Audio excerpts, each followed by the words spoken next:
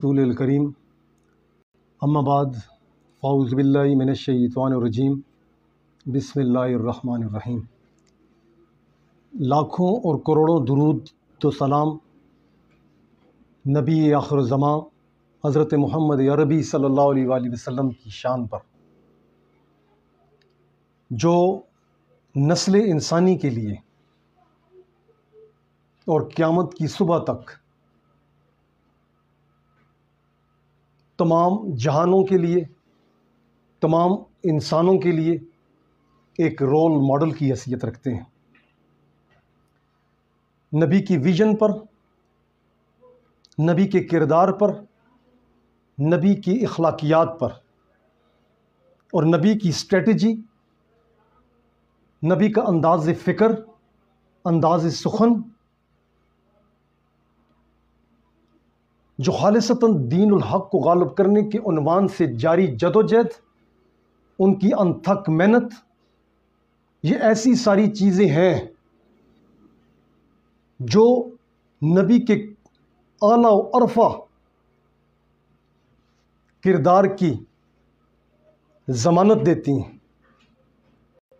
اور اسی بنیاد پر قرآن ان کو کہہ رہے ہیں لقد کان لکم رسول اللہ اسوۃ حسنہ، کہ بے شک نبی اللہ کی زندگی، نبی اللہ کا طریقہ کار، نبی اللہ کے اخلاقیات، ان کا کردار رہتی دنیا تک،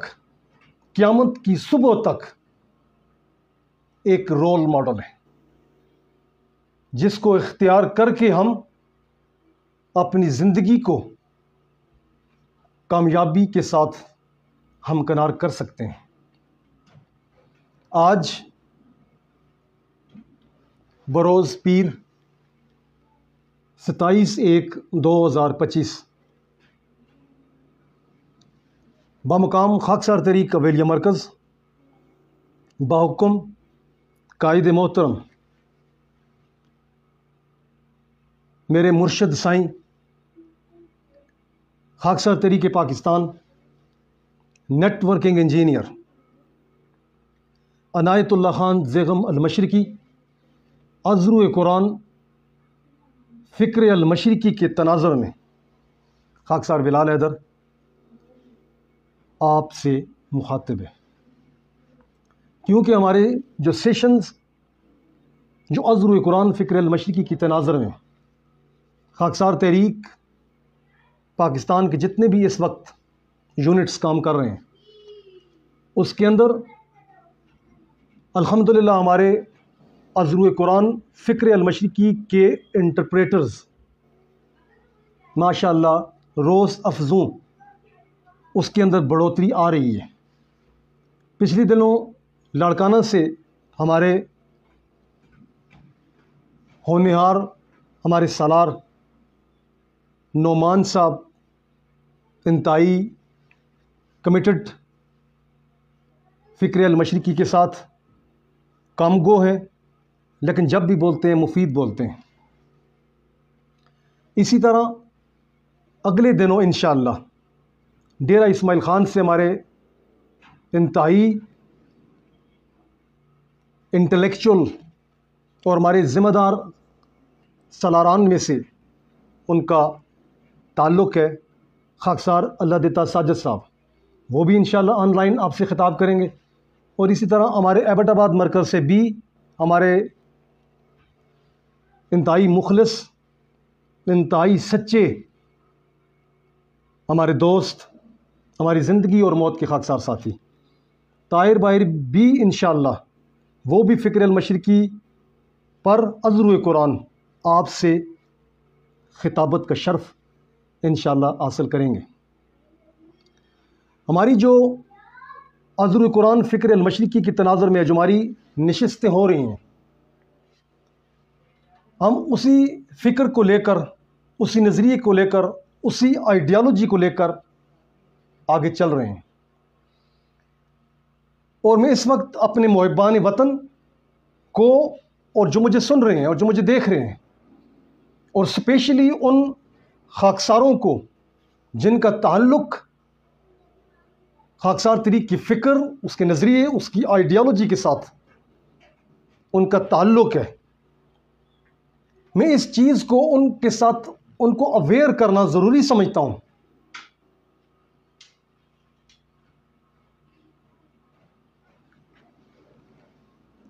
کہ تکملہ جو میں نے اپنے شروع میں اس چیز کو میں نے کلیریفائی کیا تھا کہ میں تکملہ اور تذکرہ کو اپنی خطابت کے لیے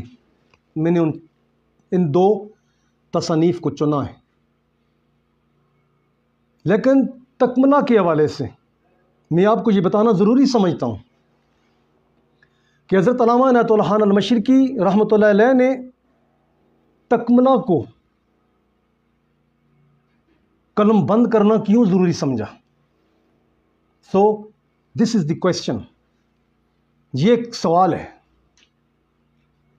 کہ تکملہ کو حضرت علامہ عنایت اللہ خان المشرقی نے لکھنا کیوں ضروری سمجھا.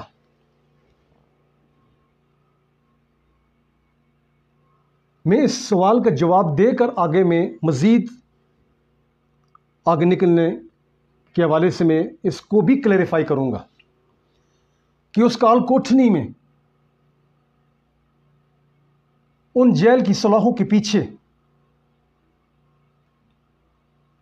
ان مقید خانوں کے اندر ان درد بھرے لمحات میں ان سسکیوں اور ان کراہوں کے اندر جبکہ حضرت علامہ عنایت اللہ خان المشرقی رحمۃ اللہ علیہ کو بڑی آنت کا کینسر تھا، اس شدید ترین تکلیف کے اندر انہوں نے تکملہ کو لکھنا کیوں ضروری سمجھا ہے. انہوں نے اپنی سوانح حیات، اپنی سوانح عمری لکھنے کی بجائے سیرت رسول کو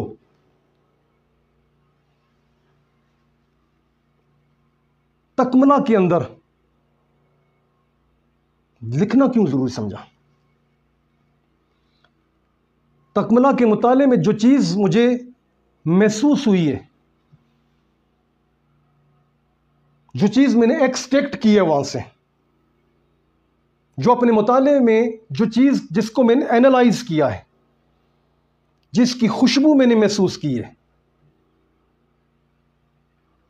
وہ دو بڑی وجوہات تھیں کہ حضرت علامہ عنایت اللہ خان المشرقی رحمۃ اللہ علیہ نے تکملہ کو انتہائی تکلیف کی گھڑیوں میں لکھنا ضروری سمجھا ہے. ایک امریکن جرنلسٹ جس نے قرآن اور نبی اللہ کی جدوجہد پر تحفظات پیش کیے، حضرت علامہ عنایت اللہ خان المشرقی نے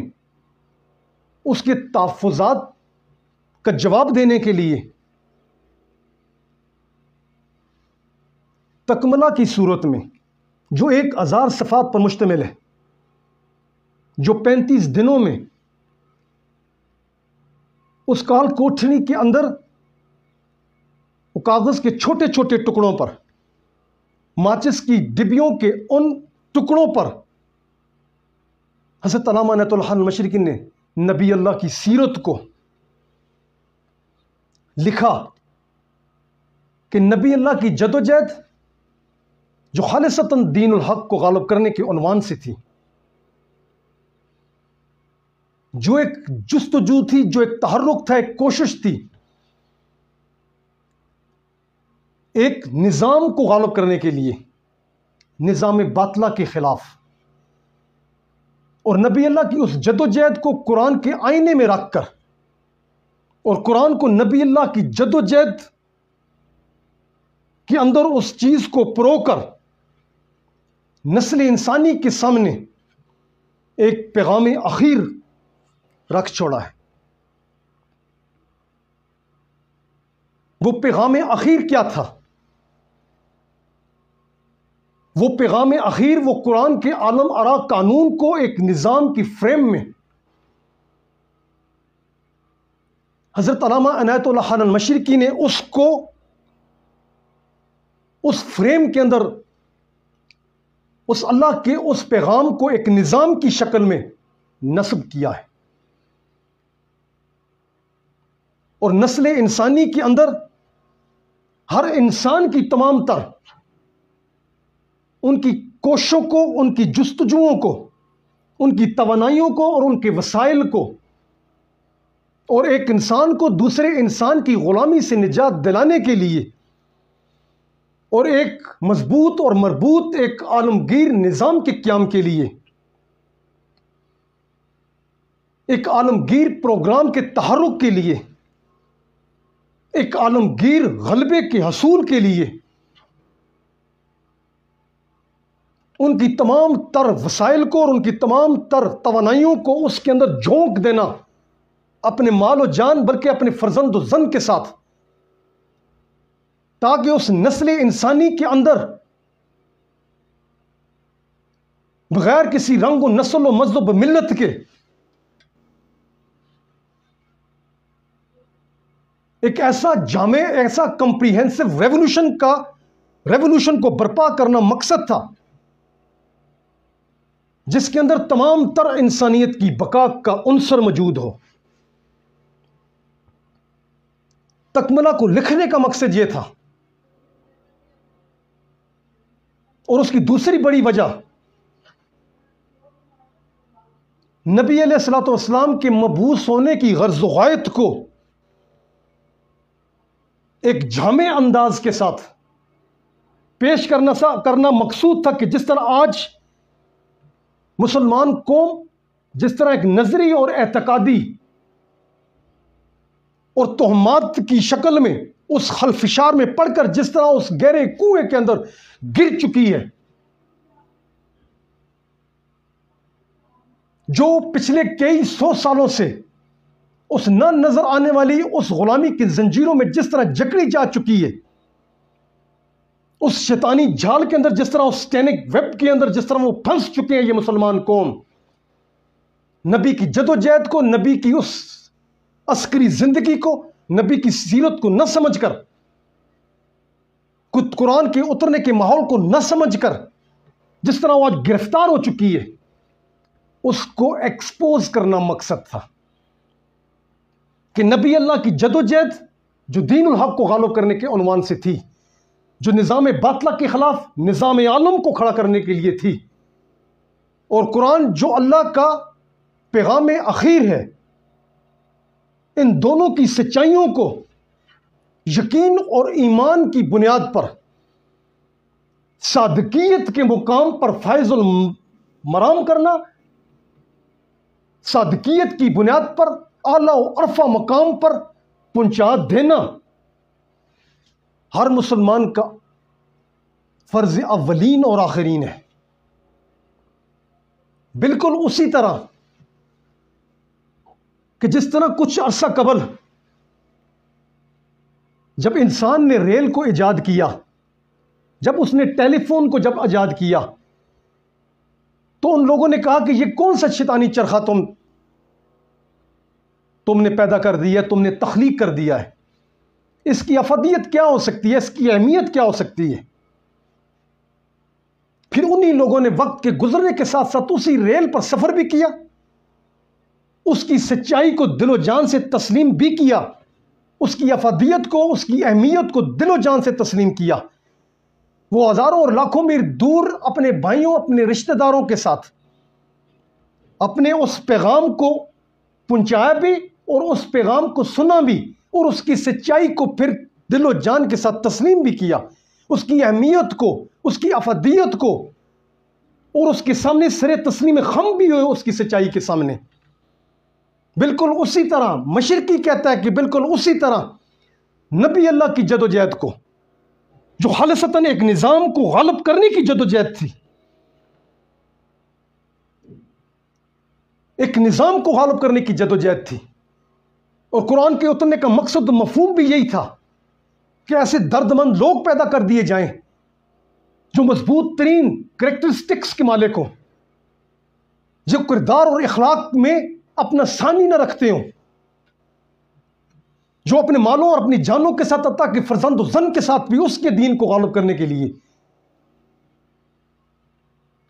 میدان عمل میں 24 گھنٹے متحرک ہوں، پھر ان دونوں ہستیوں کی سچائی کو اپنے یقین اور ایمان کی بنیاد پر، پھر اسی طرح اس کی صادقیت پر، اس صادقیت کے مقام پر اس کو فائز المرام کر دینا،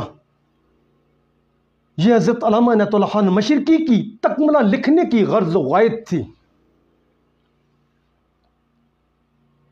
آج ہم اس کی غرض و غایت کو بھول چکے ہیں۔ ہم نبی اللہ کی جد و جہد کو، جو ایک طاغوتی نظام کے پیرالل ایک آفاقی اور ایک فطری، جو تمام نسل انسانی کے لیے قابل قبول ہو،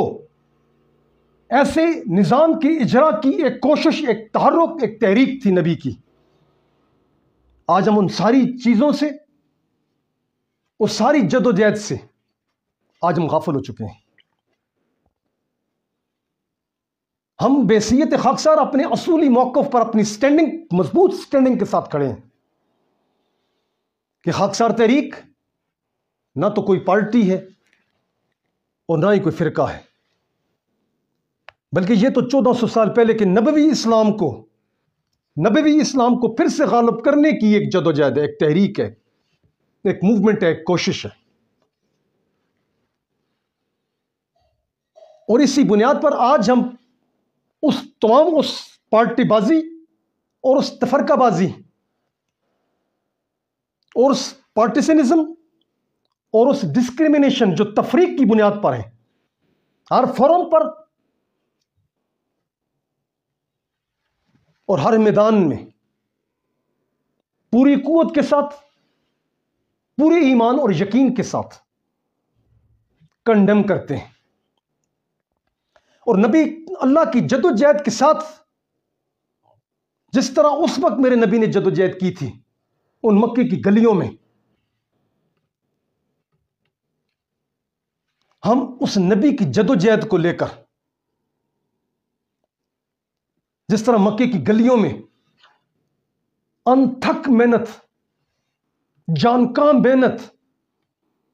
جس انداز اور جس پیٹرن کے ساتھ، جس میکنزم کے ساتھ، جس فینومینا کے ساتھ میرے نبی نے اس جد و جہد کا آغاز کیا، وہ جد و جہد اعصاب شکن جد و جہد تھی۔ وہ مضبوط جگر کے ساتھ، مضبوط اعصاب کے ساتھ، مضبوط دل کے ساتھ، مضبوط ارادوں کے ساتھ وہ جد و جہد تھی۔ ہم اس جد و جہد کے دائی ہیں،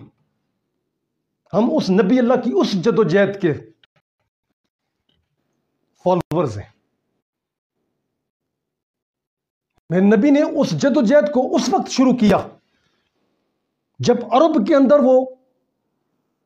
وہ لوگ، وہ اصحاب جس درد اور جس کرب کے اندر مبتلا تھے، جس طرح وہ جگہ اور جاگیر کے تعصب پہ جس طرح گرفتار تھے، جس طرح وہ لسانیت کے اندر جس طرح وہ گرفتار تھے، جس طرح وہ حسب اور نسب کی کیفیت کے اندر مبتلا ہو چکے تھے،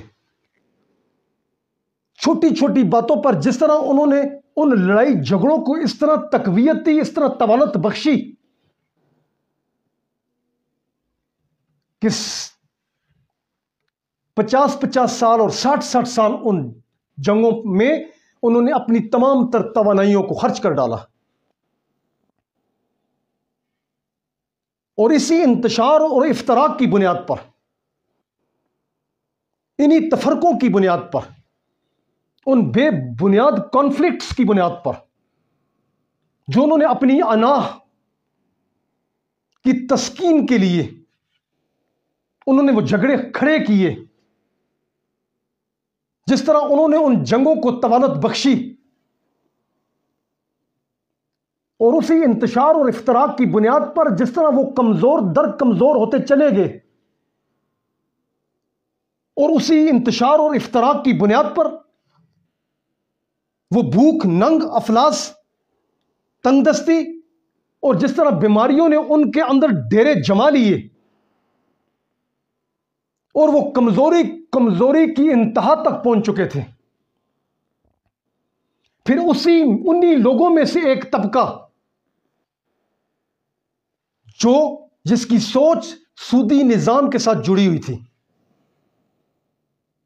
ان کی بچی کچی معیشت کو، ان کی بچی کچی صلاحیتوں کو، ان کے بچے کچے سرمایہ کو سمیٹنے کے لیے، لپیٹنے کے لیے،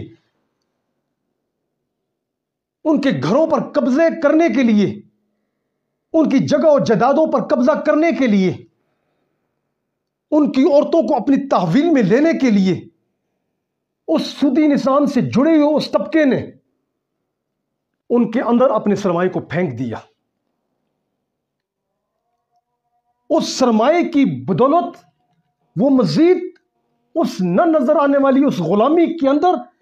جس طرح ان کی معیشت کو جس طرح یرغمال بنایا گیا، جس طرح ان کو معاشی غلامی کے اندر جس طرح پھنسایا گیا، جس طرح وہ نہ نظر آنے والی غلامی کے اندر جس طرح وہ دھنستے چلے گئے۔ یاد رکھو، اللہ کا سب سے بڑا عذاب کسی ایک قوم کا دوسری قوم کی غلامی میں چلے جانا ہے۔ اس سے بڑھ کر اور کوئی عذاب، کوئی زلزلے، کوئی طوفان، وہ اتنے بڑے عذاب کی حیثیت نہیں رکھتے کہ جس طرح کہ ایک قوم دوسری قوم کی غلامی میں چلی جائے۔ ایک قوم کا دوسری قوم کی غلامی میں چلے جانا گویا اس کی عزت و ناموس، اس کی چادر اور چاردیواری کا تحفظ، اس کی عزت، اس کی اہمیت، غرض کی ساری چیزیں، اس کی غیرت کا جنازہ نکل جاتا ہے کہ جب ایک قوم اپنی بدعمالیوں کی وجہ سے، اپنے انتشار اور افتراق کی بنیاد پر جب وہ دوسری قوم کی غلامی میں چلی جاتی ہے۔ یہ سارا منظرنامہ نبی مکرم محمد مصطفیٰ صلی اللہ علیہ وآلہ وسلم جب ان کو نبوت ملی تو یہ ساری چیز وہ تھرولی اس چیز کو ایکسٹریکٹ کر رہے تھے، آبزرو کر رہے تھے، کیونکہ میری خطابت تکملہ پر ہے۔ تو تکملہ کے اندر جس طرح سیرت کو اجاگر کیا گیا ہے، تو میں اس چیز کو ایکسپلور کر رہا ہوں، میں اس میں سے اس چیز پر سے پردے اٹھا رہا ہوں۔ پھر نبی اللہ نے ہر گھر کے اندر، ہر مکے کی گلیوں میں ایک ایک گھر کا دروازہ کھٹکھٹایا ہے بھائی، ایک ایک فرد کو اپنے سینے کے ساتھ لگایا ہے، ایک ایک فرد کو اپنے پاس بلایا ہے، اور ان کو سمجھانے کی کوشش کی ہے کہ میں تمہیں ایسا پروگرام، ایسا دستور العمل میں تم کو نہ بتا دوں کہ جس کی بنیاد پر تم اس وقت جو ابدی غلامی میں اندر گرفتار ہو چکے ہو، تمہاری نسلیں جس غلامی کے اندر، جن نہ نظر آنے والی غلامی کی زنجیروں میں جکڑی جا چکی ہیں، میں تمہیں وہ پروگرام نہ بتا دوں کہ جس طرح تمہاری چادر اور چاردیواری کا تحفظ اب ممکن نہیں رہا، جس طرح تمہاری معیشت اس ایلیٹ کلاس، اس اشرافیہ کلاس، اس جاگیردار کلاس نے جس طرح تمہارے رگ و ریشے سے، تمہارے خون میں سے، تمہاری خون اور پسینے کو جس طرح انہوں نے ایکسٹریکٹ کر کے جس طرح اپنی عمارات کھڑی کر رہے ہیں،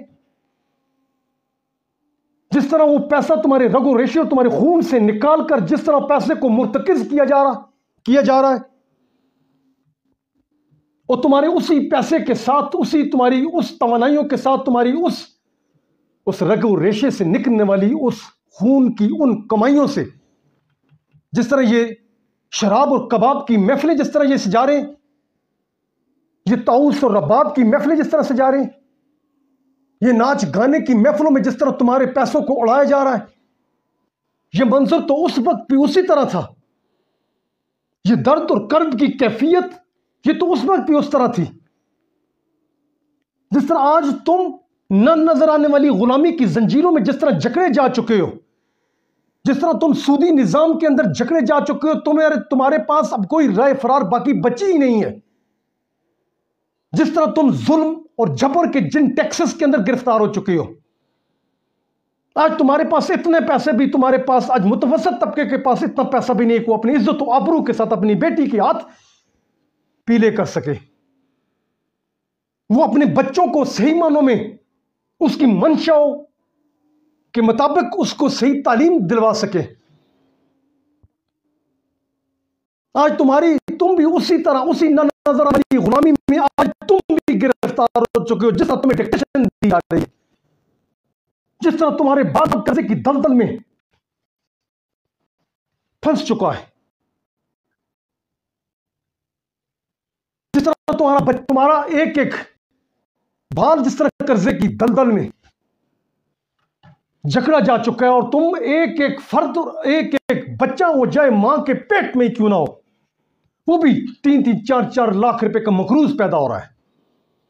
اسی سودی نظام کی بدولت، جس کی ڈوریں IMF اور ورلڈ بینک سے جڑی ہوئی ہیں۔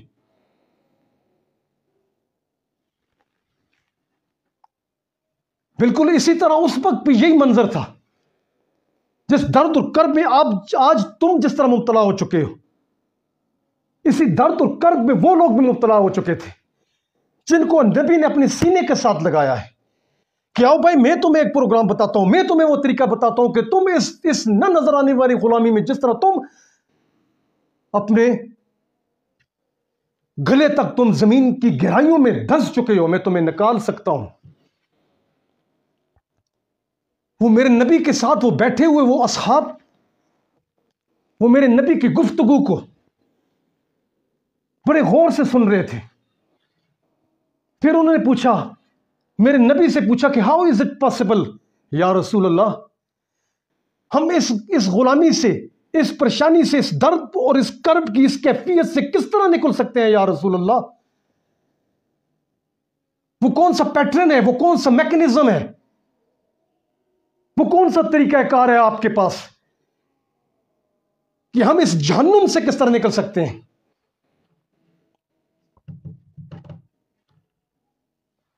پھر نبی نے کہا، جھٹک دو اپنے درمیان پائے جانے والے تمام تر کانفلکٹس کو جو بے بنیاد تم نے کھڑے کیے ہوئے اپنے ساتھ، جو خام خواہ کی رنجشوں میں تم نے ایک دوسرے کے جس طرح اپنے رشتہ داروں کو قتل کیا ہے، تم نے جو جگہ جگیر کے تعصب پہ جس طرح تم گرفتار ہو چکے ہو، جس ظلم و بربریت کا تم شکار ہو چکے ہو اپنے اسی انتشار اور افتراق کی بنیاد پر، جس حسب اور نسب میں تم گرفتار ہو چکے ہو، جھٹک دو ان چیزوں کو اپنے سے۔ آج کے دن معاف کر دو ایک دوسرے کو، اس اللہ کے خوف کو اپنے دلوں میں بساتے ہوئے ایک دوسرے کو معاف کر دو۔ جس طرح تم نے مجھے صادق اور امین کی جو سند تم نے مجھے دی ہے، میں اس صادق اور امین ہونے کی اس دلیل پر تمہیں میں کہتا ہوں کہ خدا ہر چیز کو مانیٹر کر رہا ہے، ہر چیز کو خدا انتہائی قریب سے دیکھ رہا ہے تمہیں۔ آج کے دن ایک دوسرے کو معاف کر دو، تم ایکول ہو، تمہارے اندر ایکویلٹی ہے، تمہارے اندر مساوات ہونی چاہیے، تمہارے اندر اتحاد اور اتفاق ہونا چاہیے، کسی قسم کا تعصب تمہارے درمیان نہیں ہونا چاہیے، کوئی بھی ایک دوسرے سے بڑھ کر نہیں ہے۔ یہ پہلا درس تھا اس مکے کی گلیوں میں، یہ پہلا سبق تھا مکے کی گلیوں میں جو میرے نبی نے ان اصحاب رسول کو، ان اصحاب کو دیا ہے شروع میں۔ وہ پہلا سبق اتحاد کی بنیاد پر تھا کہ تمہارے درمیان اتحاد ہونا چاہیے، کوئی بھی کانفلکٹ جو تم نے اپنے درمیان خام خواہ تم نے ریز کیا ہوا اسے مٹا دو۔ گویا میرے نبی نے ان سننے والوں کو جب اپنی طرف متوجہ کیا تو پھر اللہ کے حکم کے مطابق نبی ایک جماعت کے قیام عمل میں لا رہے ہیں۔ وَلْتَكُن مِّنكُمْ أُمَّةٌ يَدْعُونَ إِلَى الْخَيْرِ، وَيَأْمُرُونَ بِالْمَعْرُوفِ وَيَنْهَوْنَ عَنِ الْمُنْكَرِ وَأُولَٰئِكَ هُمُ الْمُفْلِحُونَ وَلَا تَكُونُوا كَالَّذِينَ تَفَرَّقُوا وَاخْتَلَفُوا مِن بَعْدِ مَا جَاءَهُمُ الْبَيِّنَاتُ وَأُولَٰئِكَ لَهُمْ عَذَابٌ عَظِيمٌ۔ تمہارے درمیان ایک جماعت کا ہونا بہت ضروری ہے، جو تمہیں اتحاد کی طرف بلائے، جو تمہیں اتفاق کی طرف بلائے، جو تمہارے درمیان مضبوط اور مربوط اور اخوت کے رشتوں میں تمہیں پروک کر رکھ دے، تمہیں ناقابل تسخیر بنا دیا جائے۔ ایسے رشتوں کو میرا نبی پروان چڑھا رہا ہے،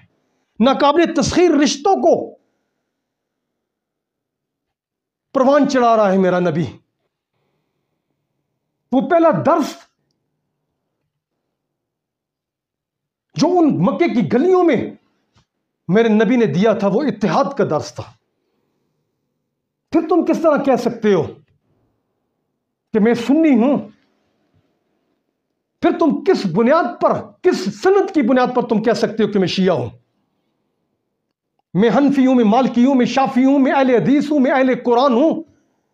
تمہارے پاس سند باقی بچتی کون سی ہے؟ جبکہ نبی نے اس اتحاد کو کھڑا کیا ہے، اس قرآن کی روشنی میں اللہ کے پیغام کو اپنے سامنے رکھ کر خدا کے حکم کی تعمیل کے مطابق اللہ ان بندوں کے درمیان نسل انسانی کے مابین اتحاد کو پیدا کر رہا ہے۔ پھر تمہارے پاس کون سی سند باقی بچ جاتی ہے کہ تم کہتے ہو کہ میں سنی ہوں، میں شیعہ ہوں، میں حنفی ہوں، میں مالکی ہوں، میں شافعی ہوں؟ تو پھر تم گویا اللہ کی اس بنائی، اللہ کے بھیجے ہوئے اس پیغمبر آخر الزمان خاتم النبیین حضرت محمد عربی صلی اللہ علیہ وآلہ وسلم کی جاری اس تحریک کے اندر تم روڑے اٹکانے والے، اس کے اندر دانے ڈالنے والے، اس کو زخمی کرنے والے، اس اتحاد کو پارا پارا کرنے والے نبی کی توہین کے مرتکب تم ہو، جو اس کی چلائی تحریک کو جس طرح تم نے ٹکڑے ٹکڑے کیا ہے۔ تم نے نبی کی توہین کی مرتکب تو تم ہو کہ اس کی 23 سال کی انتھک محنت ان جنگلوں اور ویرانوں کے اندر، ان چمکتی بجلیوں کے ان طوفانی بارشوں کے اندر، ان گھوڑوں کی پیٹھوں پر وہ دین الحق کو غالب کرنے کی جستجو، وہ انتھک محنت،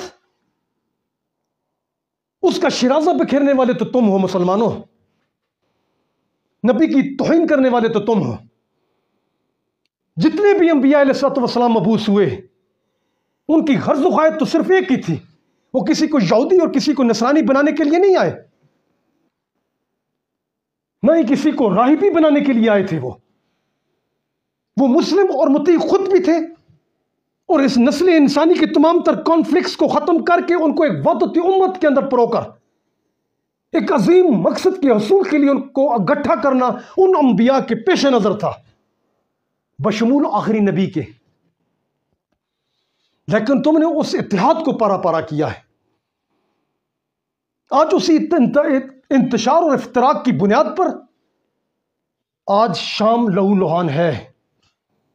تمہارے اسی انتشار اور افتراق کی بنیاد پر آج 85,88,000 ٹن وہ گولہ بارود ان غزہ کے ان معصوم بچوں پر،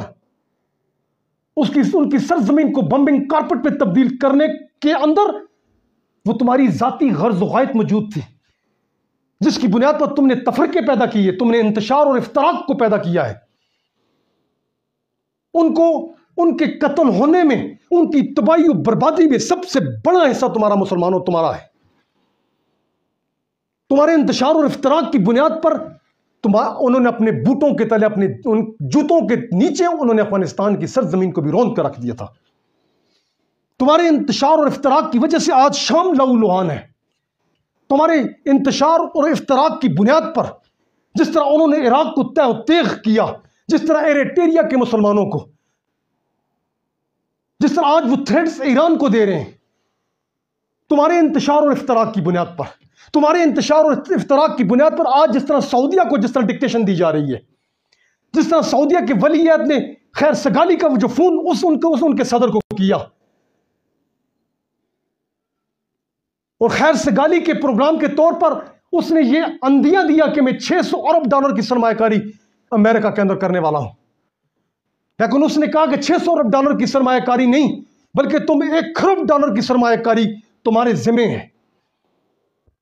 اور تمہارے ذمہ یہ بھی ہے کہ تم اگر تیل کی قیمتوں کو کم کرتے، اگر تم تیل کی قیمتوں کو کم کرتے تو روس کبھی بھی یوکرین کے ساتھ وہ ہم سے بازی نہ لے جاتا. اور یوکرین کے اندر جتنا بھی نقصان ہوا ہے، جتنا بھی وہاں پر شہادتیں ہوئی ہیں، جتنا بھی نقصان ہوا ہے، وہ کہہ رہا ہے کہ وہ نقصان تم نے بھرنا ہے. سعودیہ کو کہہ رہا ہے کہ یہ نقصان تم نے اس نقصان کو بھرنا ہے، یہ تمہارے ذمہ ہے. اگر تم تیل کی قیمتوں کو کم کرتے تو روس کب کا یوکرین سے بھاگ جاتا. تمہارے انتشار اور افتراق کی وجہ سے، جس طرح تم جغرافیوں میں جس طرح بٹ چکے ہو، جس طرح تم تفرقے کی بھینٹ جس طرح تم چڑھ چکے ہو، اسی انتشار اور افتراق کی بنیاد پر اور اسی قرآن کے عالم آرا قوانین کو جس طرح تم نے اپنے پسے پشت رکھا ہے، جس طرح اس قرآن کے عالمگیر پروگرام کو جو نسل انسانی کے درمیان وحدت کا عالمگیر سبجیکٹ تھا، ایک عالمگیر پروگرام کے واسطے، ایک عالمگیر غلبے کے واسطے، ون ورلڈ گورنمنٹ کے قیام کے لیے، ون ورلڈ آرڈر کے قیام کے لیے، یہ قرآن پاک، قرآن مجید، فرقان حمید تھا، جس کو تم نے اپنی پشتوں کو پیچھے رکھا ہے، جس کو تم نے مردے بخشوانے کے لیے صرف رکھا ہے، جس کو تم نے یزدانوں کی زینت بنا کر رکھ دیا تم نے. لیکن تم نے اس کے عالم آرا قانون کو نہ سمجھ کر جس طرح تم نے اس کے ساتھ جس طرح توہین کی ہے، اس قرآن کی جس طرح تم نے توہین کی ہے، جس کی بنیاد پر میرے اللہ نے بھی ان گیز زمانوں میں بھی جس طرح ان بڑی بڑی طاقتوں کو، بڑی بڑی قوتوں کو، بڑی بڑی قوموں کو جس طرح خشک پتوں کی طرح صفحہ زمین سے اڑا کر رکھ دیا ہے، کیا تم نہیں سمجھتے؟ ورنہ قرآن اٹھا کر دیکھو پھر قرآن کیا کہہ رہا ہے. قرآن کہہ رہا ہے الم تر کیف فعل ربک بعاد. قرآن کہہ رہا ہے الم تر کیف فعل ربک بعاد. اے محمد یا ربی صلی اللہ علیہ وآلہ وسلم، اے محمد صلی اللہ علیہ وآلہ وسلم، کیا تو نے نہیں دیکھا کہ ہم نے قوم عاد کے ساتھ کیا سلوک کیا؟ ارم ذات العماد التي لم يخلق مثلها في البلاد. جو زمانے میں ارم کہلاتے تھے، وہ دراز قد، وہ دیو ایکل جسم، جن کی طاقت کی مثل اللہ نے دنیا کے اندر پیدا نہیں کی. وَثَمُودَ الَّذِينَ جَابُوا الصَّخْرَ بِالْوَادِ. وہ قوم سمود کے ساتھ کیا ہم نے سلوک کیا، جو وادیوں کے اندر پتھر تراش کر اپنے محلات کو جس طرح انہوں نے تعمیر کیا. وَفِرْعَوْنَ ذِي الْأَوْتَادِ. اور ان میخوں والوں کے ساتھ، اس خیموں والوں کے ساتھ ہم نے کیا سلوک کیا. ہے نبی، کیا تو نے یہ زمین پر چل پھر کر تم نے اس چیز کو اینالائز نہیں کیا؟ کیا تم نے اس چیز کو محسوس نہیں کیا کہ ہم نے ان کو کیوں ہم نے ان کو خشک پتوں کی طرح ہم نے ان کو اڑا کر رکھ دیا ہے؟ وہ اس لیے ہے نبی، الذین طغوا فی البلاد، وہ خدا کی تعزیرات کو عبور کرنے والے بن چکے تھے، خدا کے قانون کو عبور کرنے والے بن چکے تھے. فَأَكْثَرُوا فِيهَا الْفَسَادَ. اور ان میں سے اکثر اس زمین کے اندر فساد پیدا کرنے والے بن چکے تھے، زمین کی خوبصورتی کی، زمین کے امن کو تو بالا کرنے والے بن چکے تھے. فَصَبَّ عَلَيْهِمْ رَبُّكَ صَوْتَ عذاب. پھر میں نے ان پر عذاب کا کوڑا برسایا ہے. نبی سمجھا دو اپنی قوم کو، اپنی امت کو بھی، جو بھی میری تعزیرات کو چیلنج کرے گا، جو بھی میری تعزیرات کو، میرے حکم نامے کو پس پش رکھے گا، اس کو کراس کرنے کی کوشش کرے گا، پھر اس کا بھی حال اسی طرح ہوگا جس طرح میں نے ان قوموں کا کیا ہے. یہ بھی کوئی لاڈلی قومیں نہیں ہے، یہ تمہاری امت بھی کوئی لاڈلی قوم نہیں ہے. میرا قانون کسی کے ساتھ یکساں ہے. اے نبی سمجھا دو ان کو، ان ربک لبالمرصاد. بے شک اللہ نافرمانوں کی طاق میں ہے. جس طرح ایک سنائپر جب اپنا گھات لگا کر جب نشانہ لگاتا ہے تو اس کا نشانہ کبھی خطا نہیں ہوتا، اسی طرح خدا بھی ان ربک لبالمرصاد، وہ بھی اپنا نشانہ لگائے بیٹھا ہے. جب تم اس کی تعزیرات کو، تم اس کے قانون کو جس طرح توڑو گے تو پھر وہ اپنا اس کا قانون حرکت میں آئے گا. یہ لازمی اس کا قانون ہے، کیونکہ شریعت کے اندر لچک ہے، خدا کے قانون کے اندر کوئی لچک نہیں ہے. آج ہم نے خدا کے قانون کو سمجھنے کی بجائے ہم نے اسے ثواب کی نیت سے، آج ہم اس کے پڑھ رہے ہیں، ہم ثواب تو حاصل کر لیں لیکن ثمرات فی الارض میں نہیں مل رہے. آج ہم غلامی کی زندگی گزارنے پر مجبور ہو چکے ہیں. وہ اس لیے کہ آج ہم خدا کے اس پیغام اخیر کو نہ سمجھ سکے جس کی بنیاد پر اللہ کے نبی نے اس پروگرام کو عالم نشر کر کے رکھ دیا کہ یہ پیغام اخیر ہے. لیکن تم اپنے اس اصل نظریے کو بھول چکے ہو، تم اپنی اصل چیز سے بھول چکے کہ تم کہاں سے آئے ہو. بھائی تم کہاں سے، تمہاری شروعات کہاں سے ہیں؟ تمہاری اپنی شروعات کو تو دیکھو، تمہاری شروعات کیا ہے؟ تم اس زمین پر کیا کر رہے ہو، اور تم کہاں، کس طرف تم نے جانا ہے؟ یہ تین چیزیں ہیں، تم کہاں سے آئے ہو، تم کیا کر رہے ہو، تم کس طرف جانا ہے، یہ تمہیں اس سب کو تم بھول چکے ہو۔ قرآن کہہ رہا ہے یا ایھا الناس اتقوا ربکم الذی خلقکم من نفس واحدۃ وخلق منها زوجها وبث منهما رجالا كثيرا ونساء فاتقوا الله الذي تساءلون به والارحام ان اللہ کان علیکم رقیبا۔ اے لوگو، خدا کے خوف کا کھٹکا ہردم دل میں بسائے رکھو، جس نے تمہیں ایک نفس سے پیدا کیا ہے، نفس واحدہ سے پیدا کیا ہے، ایک سیل سے پیدا کیا ہے۔ تم ایک سیل کی پیداوار ہو، تمہارا قوام ایک تھا، تمہاری شروعات ایک تھی، تمہارا نظریہ ایک تھا، تمہاری سوچ ایک، تمہاری فکر ایک تھی، تمہاری منزل ایک تھی۔ پھر تم کیوں منقسم ہوئے مذاہب کے اندر، کیوں تقسیم ہوئے تم فرقوں کے اندر؟ جو ذمہ داری اللہ نے تمہارے کاندھوں پر رکھی ہے، وہ خلیفۃ الارض بننے کی، اتنے عظیم مقصد کو، اتنے عظیم منصب کو تم کس طرح بھول سکتے ہو؟ وہ کریشن آف یونیورس اور کریشن آف ہیومینٹی، وہ فطرت کو جس طرح اللہ نے لاکھوں کروڑوں برس کے ارتقاء کے بعد تمہارے لیے مزین کیا ہے زمین کو، اور تمہارے لاکھوں کروڑوں برس کے ارتقاء کے بعد تم انسانیت سے آدمیت کے مقام پر پہنچے، اور پھر اس آدمیت سے نکل کر جس طرح امینڈمنٹس ہو رہی ہیں انسان کے اندر کہ تم روح کی روح رہ جاؤ، اور اس روح کی پھر ملاقات خدا لم یزل سے اسی انسان کے ذریعے تو کرنی ہے اللہ نے۔ اس اپنے عظیم مقصد کو کس طرح تم بھول سکتے ہو؟ کس طرح تم بھول سکتے ہو مسلمانوں؟ وہ ذمہ داری تو تمہارے کندھوں پر رکھی گئی ہے، وہ اتنا عظیم مقصد اور اتنا عظیم منصب تمہارے کندھوں پر رکھ کر پھر تم کس طرح بھول سکتے ہو؟ تم وَلَوْ شَاءَ اللَّهُ لَجَعَلَهُمْ أُمَّةً وَاحِدَةً وَلَكِنْ يُدْخِلُ مَن يَشَاءُ فِي رَحْمَتِهِ وَالظَّالِمُونَ مَا لَهُم مِّن وَلِيٍّ وَلَا نَصِيرٍ۔ قرآن کہہ رہا ہے تم تو ایک امت واحدہ تھے، تم ایک قوم تھے، پر کس طرح تم منتشر ہو گئے ہو بھائی؟ جبکہ میں نے تمہیں پورا پروگرام دیا ہے کہ تمہیں میں نے کس مقصد کے لیے پیدا کیا ہے بھائی۔ میں نے تمہیں اپنی ذات کو ثابت کرنے کے لیے، اپنی ذات کو پروو کرنے کے لیے، میں نے اتنی بڑی کائنات جو لاکھوں کروڑوں اربوں سال پر محیط ہے، اتنی بڑی اس فلم کو چلانے کا میرا مقصد تم نے فوت کر کے رکھ دیا ہے، تو جس کی سزا خدا اس کو جہنم بھرنے کی صورت میں پورا کرے گا کہ تم اس کے عظیم مقصد کو، عظیم فلسفے کو، تم اس عظیم پروگرام کو تم نے اپنے پسے پشت رکھ دیا ہے تم نے۔ وَلَقَدْ آتَيْنَا بَنِي إِسْرَائِيلَ الْكِتَابَ وَالْحُكْمَ وَالنَّبُوَّةَ وَرَزَقْنَاهُم مِّنَ الطَّيِّبَاتِ وَفَضَّلْنَاهُمْ عَلَى الْعَالَمِينَ۔ اے محمد عربی صلی اللہ علیہ وآلہ وسلم، میں نے تم سے پہلے بنی اسرائیل کو اپنا قانون عمل الکتاب ان کو عطا کی تھی، اور ان کو اس دنیا کے اندر الحکم حکومت عطا کی میں نے، اور ان کو موسیٰ، داؤد اور سلیمان علیہ السلام جیسے اجلت الناس، علم و عمل والے لوگوں کو، علم و عمل والی ہستیوں کو نبوت سے سرفراز کیا، اور ان کو دنیا کی تمام تر نعمتوں سے میں نے مالا مال کیا، اور ان کو قوت، دولت اور علم کے اعتبار سے باقی اقوام پر میں نے ان کو فضیلت دی ہے نبی۔ وَآتَيْنَاهُمْ بَيِّنَاتٍ مِّنَ الْأَمْرِ، یہی نہیں بلکہ ان کو قانون ارض و سما، الامر کے کھلے کھلے اور روشن اصول میں نے ان کو ازبر کرا دیے تھے، جس پر کہ وہ مدت المدید تک چلتے رہے۔ فَمَا اخْتَلَفُوا إِلَّا مِن بَعْدِ مَا جَاءَهُمُ الْعِلْمُ بَغْيًا بَيْنَهُمْ۔ پھر ان ناقدر شناس لوگوں نے، اس قوم بنی اسرائیل نے، جن کو میں نے ساری نعمتوں سے نوازا ہے، ہر چیز میں نے ان کو دی ہے، قوت بھی دی ہے، طاقت بھی دی ہے، علم کے اعتبار سے بھی میں نے باقی مخلوقات پر اس کو میں نے فضیلت دی ہے۔ انہوں نے اس کلام کو، اس اللہ کے اس پروگرام کو، اللہ کے اس احکامات کو پسے پشت رکھ کر ایک دوسرے سے منتشر ہو گئے، متفرق ہو گئے، ایک دوسرے کے ساتھ ٹکڑوں میں بٹ گئے، کمزور ہو گئے۔ پھر میں نے بھی ان کو ہلاک کر مارا ہے نبی،